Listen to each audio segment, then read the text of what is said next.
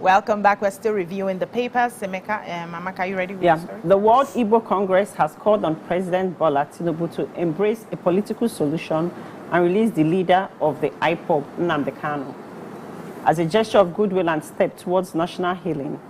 In a statement entitled "The Case for Nnamdi Kanu's Freedom," World Igbo Congress calls for political resolution based on justice, national healing, and unity. The group urged the federal government to seek a political solution that fosters dialogue over division, justice over injustice, healing over hostility, and ultimately peace over persecution.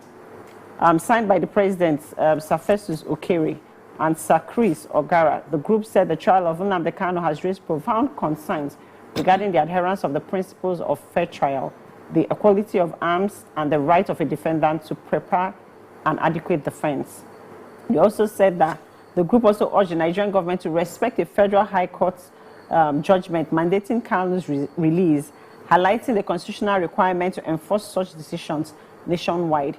And they also went to state that in the past, 313 detained Boko Haram terrorists that were released, and that they were not put or held for so long, that they were granted bail. Also, Hamis Subala, aka Wadumi, people that killed hundreds of innocent people. Yes, they were still released, and the federal government found the way to, negotiate with these people. That Nnamdi Kanu did not kill anybody, he did not kidnap anybody, he did not ransom anybody, he was not violent in any way. So they are wondering why the federal government does not want to, find a balance in how to resolve this issue, and are pleased that in following the adherence of the law, that they should follow the High Court ruling that Nnamdi Kanu should be released on bail. So I hope something is done about this. We talked about it yesterday too. So I want to take the story from the Defense Headquarters yesterday. The Director for Defense Media Operations, Major General Edward Buba, released the fact that they've uncovered some plans. These plans are by the terrorists to blackmail the military, that they want to make it look like the military is attacking, the attacks on them, which the military claims has been successful in decimating their powers, these terrorist groups, has led to killings of civilians, that the media and the people should be aware that they are going to be releasing those informations into the media space, that innocent citizens are being lost to the attacks being carried out. In the past few weeks, they've killed about 192 bandits, arrested 341. They've rescued 62 hostages. They said they were able to destroy 99 dugout pits. They were able to recover 36 storage tanks, 192 cooking ovens, 349 liters of stolen crude oil, 112 liters of illegally refined AGO, 13,000 liters of PMS. They've arrested 37 oil thieves within Niger Delta region of the country. That's in that area.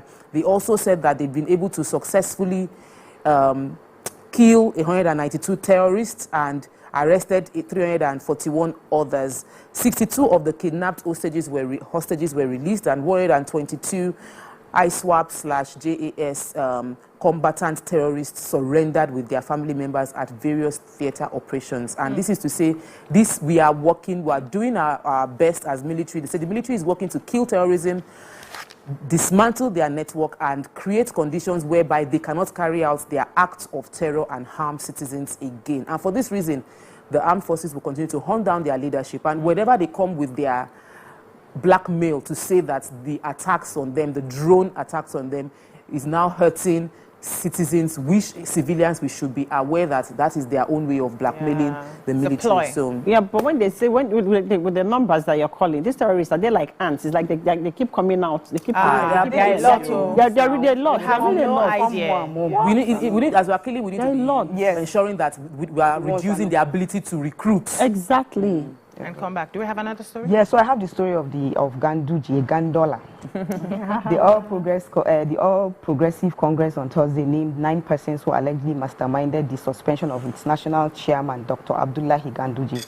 These 9 guys claim to be party executives for the APC from Ganduje ward in Dawakin Tofa local government. They firstly issued a statement suspending the national chairman, Dr. Umar Abdullahi Ganduje. So, and these 9 persons, they named them. Sorry, excuse me. The 9 suspects listed in the petition are Awalu Jemomi, Mahadeweti, Damala Gale, Samaila Haladu, Lami Nusani, Barguma Musa, Musa Lado Meshayi, Ahmadu Meshayi, and Umar Amarwa. See the way you call the name. Because like I said, the thing is that rolling. Yeah, so they were they've arraigned them. They are in court now, and they said the Abdullahi Umar Ganduje should continue as the national chairman for APC. So therefore, he's going to participate in the Ondo primary elections coming up on Saturday. They did that so that he won't be able to participate in that Ondo election coming up. All right, now let's move on to the Vanguard. Major headline: Tinubu government hasn't borrowed from CBN, says Edun. Agitation for Yoruba Nation laughable. Defense headquarters. Over 1,000 students, educators abducted, killed in Nigeria, according to the UNICEF. WIC triumphs as PDP NEC endorses Damagum-led NWC. Federal government places ex-Kogi Governor Yahaya Bello on watch list. UTME jammed to arrest parents seen at CBT centers. Wow. APC court halts Ganduje's suspension. Federal government will pay 3.2 trillion as subsidy if tariff hike is reversed. Poor production. All minister CDS vow to curb oil theft in Niger Delta. Crystal Palace set eyes on Lukman to beef up squad. What stories do we have in the Vanguard? Okay, Anybody JAMB, the students have started writing JAMB, and they have something to say about that.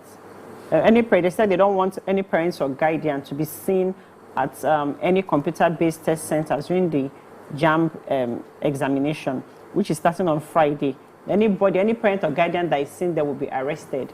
And I'm wondering why. But Professor Isaac Oloyede, who is the registrar of the Joint Admissions and Matriculation Board, stated that most times parents come there to disrupt the activities of the examination.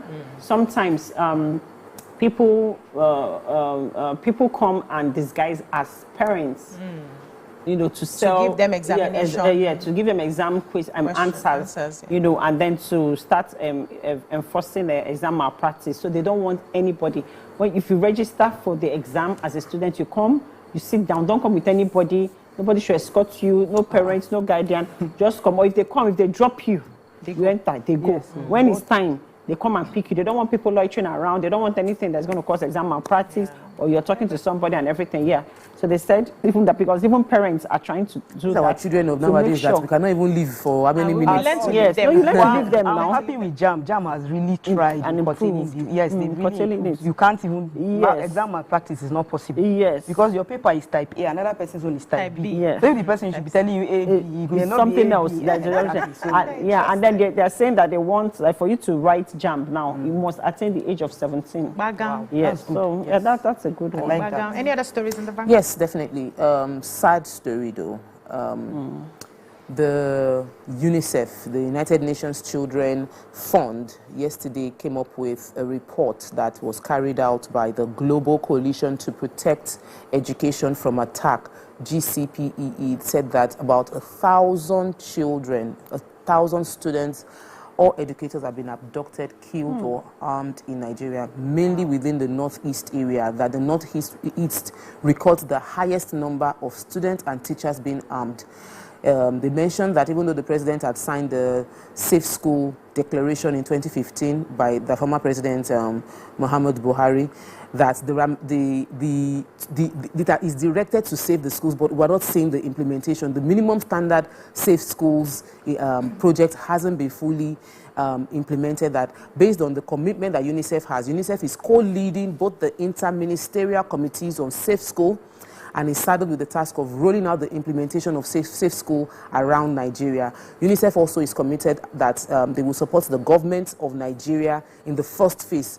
There will be about 14 states that will fully domesticate the Safe School initiative, and The Permanent Secretary for Benue State's Ministry of Education and Knowledge Management has commended UNICEF for the interventions and the collaborations with the states, and they're looking forward to seeing the implementation. I'm excited about the fact that we're talking about this, but beyond talking about it, we should never have to hear that students go to school and then going to school, parents are more worried about sending their children to school than keeping them in the house. It's really wrong, and teachers also should be encouraged, because same way they kidnap students, they kidnap teachers as well. So when you see something, say something. That's just it. Even when kids. All right. Thank you so much, ladies. That's all we can take on the newspaper reviews. When we come back, we go on to our hot topic. Stay with us.